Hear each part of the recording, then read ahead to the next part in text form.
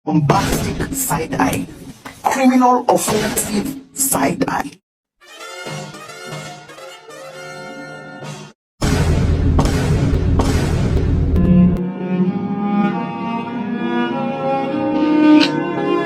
Oh my god! Tapi bohong. Aku hanya memikirkan satu peraturan penting. Kenapa kau lakukan hari ini kalau kau bisa melakukannya besok? Few moments later.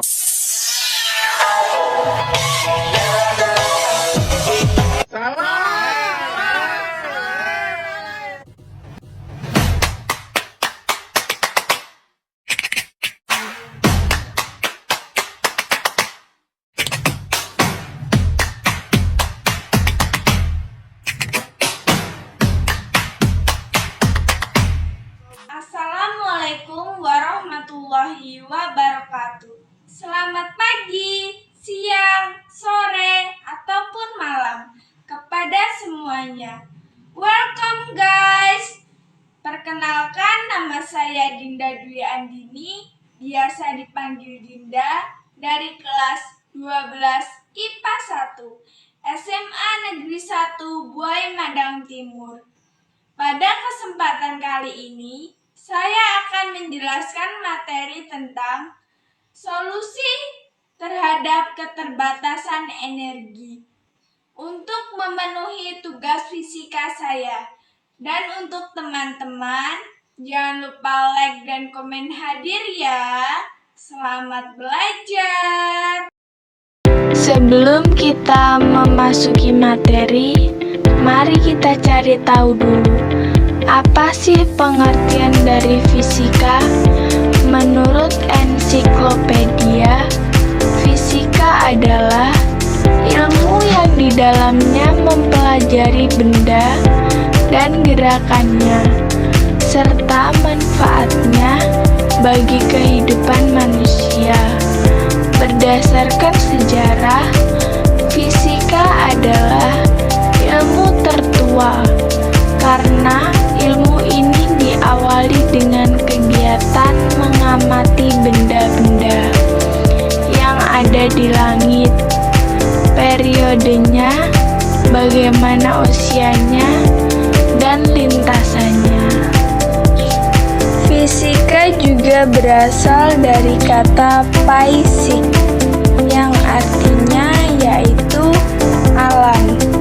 Jadi, ilmu fisika yaitu sebuah ilmu pengetahuan di mana di dalamnya mempelajari tentang sifat dan fenomena alam atau gejala alam dan seluruh interaksi yang terjadi di dalamnya. Tentang keterbatasan energi dan dampaknya bagi kehidupan. Kita cari tahu dulu apa itu energi. Energi di dalam fisika adalah satuan kapasitas untuk melakukan pekerjaan atau usaha. Dan menurut KBBI, energi adalah kemampuan untuk melakukan kerja. Misalnya, untuk energi listrik dan mekanika, atau daya kekuatan yang dapat digunakan untuk melakukan beberapa proses kegiatan. Sumber energi berdasarkan kelestariannya dibagi menjadi dua, yaitu energi terbarukan dan tidak terbarukan. Energi terbarukan merupakan sumber energi yang dapat diperoleh ulang dan dapat dipulihkan kembali secara alami apabila dikelola dengan baik. Sumber energi ini tidak akan cepat habis. Maka dari itu, energi ini juga disebut dengan energi berkelanjutan. Energi ini juga sangat ramah lingkungan loh. Contohnya seperti angin, air, dan matahari. Sedangkan kebalikannya, energi tidak terbarukan adalah energi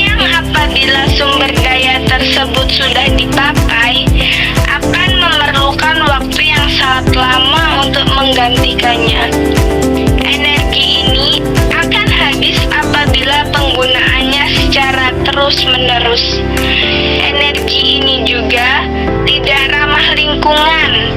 Contohnya adalah bahan bakar fosil seperti batu bara dan minyak bumi. Terdapat banyak manfaat yang dimiliki dari penggunaan sumber energi tak terbarukan ini. Misalnya seperti dalam sektor industri digunakan sebagai penggerak peralatan atau mesin, memindahkan bahan, memanaskan atau mengeringkan bahan, dan mengatur suhu ruangan penyimpanan. Sumber energi yang biasa digunakan adalah batu bara, produk minyak, gas, dan biomasa. Selanjutnya adalah transportasi. Sudah pasti penggunaannya untuk digunakan bahan bakar bagi kendaraan. Sumber energi yang biasa digunakan adalah BBM, sebagian kecil gas, dan biofuel. Kemudian ada pada sektor rumah tangga. Manfaatnya cukup banyak, antara lain sebagai penerangan, mendinginkan ruangan, memasak, dan masih banyak lagi. Bahan bakar yang biasa dipakai adalah listrik, gas, minyak bumi, dan BBM. Lalu, yang terakhir adalah pada sektor komersial. Sektor komersial ini seperti perkantoran, sekolah, hotel, dan lain-lain. Penggunaannya juga hampir sama dengan sektor rumah tangga, yaitu sebagai penerangan, menghidupkan peralatan listrik, dan mendinginkan ruangan. Sumber energi yang digunakan biasanya listrik dan juga BBM.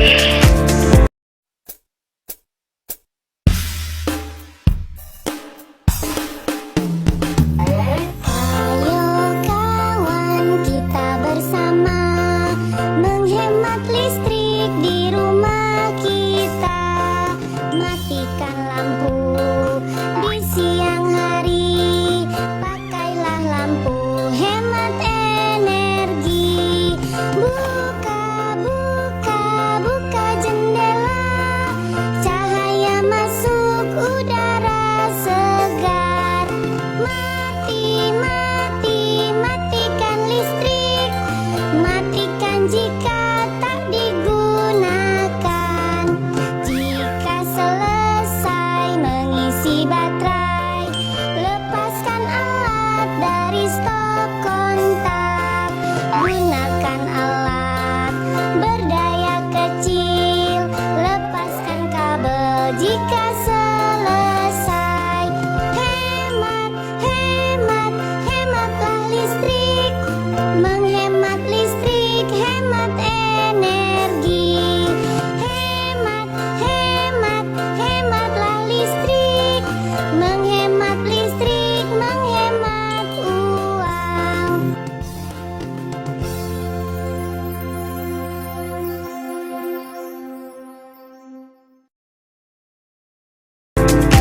Namun, pasti juga terdapat dampak negatifnya, seperti penggunaan bahan bakar fosil, menghasilkan emisi karbon dan polutan lain yang menyebabkan pencemaran udara dan berkontribusi terhadap perubahan iklim dan pemanasan global. Dan kegiatan pertambangan, eksplorasi, dan eksploitasi yang terus-menerus menyebabkan kerusakan ekosistem dan lahan serta dapat menurunkan kualitas tanah. Dan limbah hasil pengolahan sumber energi yang dibuang dapat menimbulkan pencemaran air. Berikutnya, di sini saya akan tunjukkan bagaimana pembangkit listrik yang ada di Indonesia. Pembangkit listrik di Indonesia yang pertama adalah pembangkit listrik tenaga air atau PLTA. Sumbernya adalah dari air mengalir. Jadi, kerjanya, air memutar turbin air, bisa dari bendungan atau air terjun, dan kemudian turbin ini memutar generator yang menghasilkan listrik. Unggulan dari PLTA adalah biayanya yang relatif rendah, ramah lingkungan, perawatan yang mudah, dan teknologi yang sederhana. Tapi, kekurangannya, produksi tidak stabil, tergantung debit air. Yang kedua, pembangkit listrik tenaga gas atau PLTG. Ini sumbernya dari solar dan gas alam. Caranya adalah pembakaran dari solar dan gas alam yang menghasilkan gas. Gas ini memiliki tekanan yang tinggi, menggerakkan turbin dan memutar generator hingga menghasilkan listrik. Yang ketiga, pembangkit listrik tenaga uap. Sumbernya sama seperti PLTG, yaitu solar dan gas alam. Tapi berbeda dengan PLTG. Pada PLTU, solar dan gas ini dibakar. Tapi pembakaran ini digunakan untuk memanaskan air. Air dipanaskan menjadi uap air. Uap air ini yang memutarkan turbin. Yang keempat, pembangkit listrik tenaga gas atau PLTGU. Sumbernya adalah memanfaatkan panas yang terbuang dari PLTG untuk memanaskan air. Jadinya, seperti gabungan kombinasi dari PLTG dan PLTU. Air dipanaskan menggunakan bahan bakar uap, lalu airnya digunakan untuk menggerakkan turbin. Yang kelima, pembangkit listrik tenaga diesel atau PLTD. Sumbernya atau bahan bakarnya dari solar. Biasanya kita sebut dengan genset. Digunakan untuk memasukkan listrik yang jumlahnya kecil, misalnya untuk daerah terpencil ataupun sumber energi cadangan pada pabrik atau kantor. Yang terakhir, pembangkit listrik tenaga panas bumi atau PLTP. Sumbernya dari panas bumi, kelebihannya hampir tidak menimbulkan polusi emisi gas rumah kaca. Di Indonesia, penggunaan sumber energi yang terbarukan masih renggang digunakan. Jika dibandingkan dengan negara-negara lain, di Indonesia masih sangat bergantung pada sumber energi yang tak terbarukan, yaitu bahan bakar fosil. Terus, bagaimana solusinya? Itu kita harus mengurangi penggunaan BBM. Kita bisa menggunakan transportasi umum, berjalan kaki, atau bersepeda bila bepergian, dan membangun infrastruktur yang baik untuk mencegah kemacetan yang menyebabkan peningkatan efisien BBM. Kita juga perlu mengurangi penggunaan listrik. Contoh kecilnya, dengan cara mematikan lampu bila tidak digunakan, mengeringkan sesuatu di bawah sinar matahari, dan mendesain rumah, perkantoran, sekolah, atau gedung-gedung lainnya dengan ventilasi yang baik untuk mengurangi pemakaian lampu. Dengan begitu, kita juga harus mulai berpindah menggunakan energi alternatif. Energi alternatif pertama adalah biofuel, seperti bioetanol, yaitu bahan bakar alkohol dari tanaman jagung, kentang, gandum, dan tebu. Biodiesel berasal dari minyak dari tumbuhan, misalnya kelapa sawit dan jarak, dan juga diperoleh dengan membusukkan makanan dan sampah organik.